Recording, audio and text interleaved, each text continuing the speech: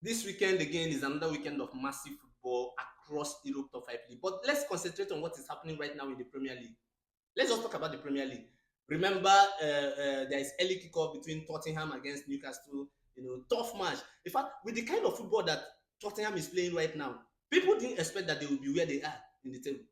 We expected that Tottenham is going to, be in the top four composition, the top six, and stuff like that. But right now, and Postecoglou, I don't know what is happening with him, with the Tottenham players, Kulusevski, Son, Solanke, and the players, massive players they have there in that team. But then at the end of the day, they end up either losing the games or they play a draw. Their form hasn't been that great. The consistency is not there. Maybe injuries have not helped their cause and everything. But then this is Tottenham.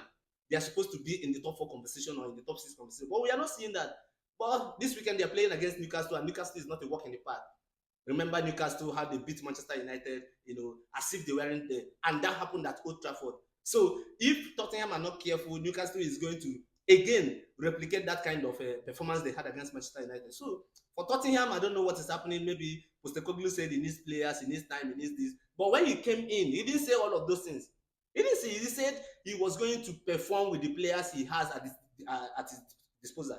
But right now, it's a different ball game. But then, kudos to them. This January, a time for them to go into the transfer market and see how they can, get a couple of players and put into their team. Elsewhere, Chelsea is playing against Crystal Palace, and that is a London derby. And you know what happens in the London derby with West Ham, with Arsenal, with Tottenham, Chelsea. These London guys, they are not smiling. They are not joking at each other. I remember a couple of seasons ago when Tottenham was going for the Premier League title, they had to play against Chelsea. In fact, I remember that was 2016 when Leicester City won that league. They had to fight for the league with Tottenham, and then Chelsea played against Tottenham, and Chelsea had to beat Tottenham. And Chelsea against Crystal Palace is going to be a tough game. Well, it's a litmus test for Chelsea, if you ask me. Serious litmus test for them. So Chelsea needs to maintain the momentum. They need to stay on their A game. They need to keep performing. Against Ipswich, we saw a Chelsea side that was torn apart.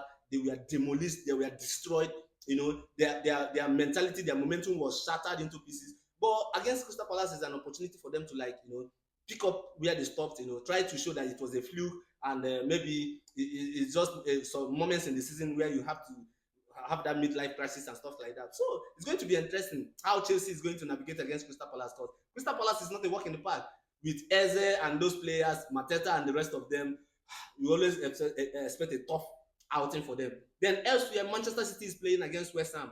Again, another litmus test for Manchester City. If Man City is not careful, well, I wouldn't say if Man City is not careful anyway, because this is the time of the season where we expect Man City to go all the way, win 10, 14, 15 matches in a row. I expect Pep Guardiola to find solutions to their problem. This January, the transfer market is open. They will get a couple of players, put it into the team, try to see how they can arrest their season and see what they can make of it. I seriously believe that Liverpool might not win the league this season because of issues best known to me. I don't know what you think about that, but meet me at the comment section and we'll talk about it. Manchester City right now, if they manage to sustain the momentum they garnered against Leicester City and a couple of things they managed to do in that game, then definitely they are in for a ride. Against West Ham, I expect that they will beat West Ham. But West Ham is not going to be a walk in the park again. It's a litmus test for Manchester City, and Pep Guardiola is through. Haaland is back in the goals and a couple of those things. So it will be interesting. Keep an eye on that one. Very interesting features that we'll have there.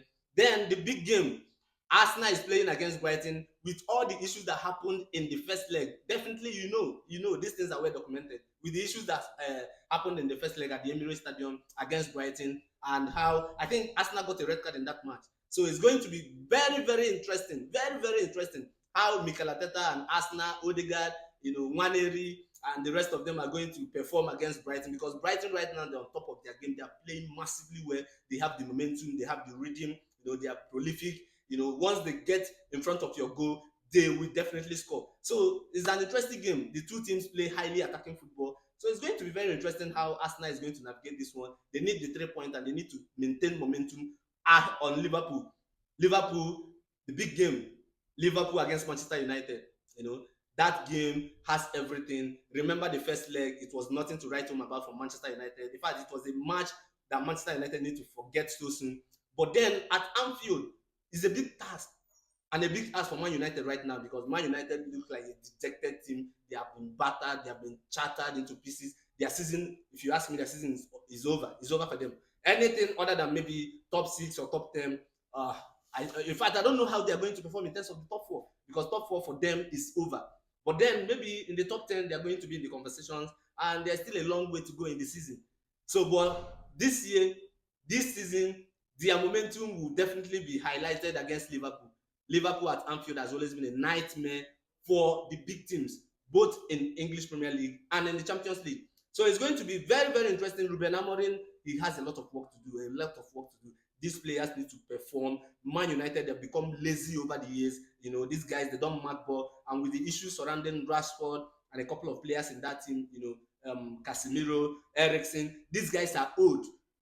This is January. We expect that by now, Man United are supposed to be in the transfer market looking for players that they will buy for Ruben Amorim. But Ruben Amorim has said it himself that it's difficult for him to be giving money to buy players in January.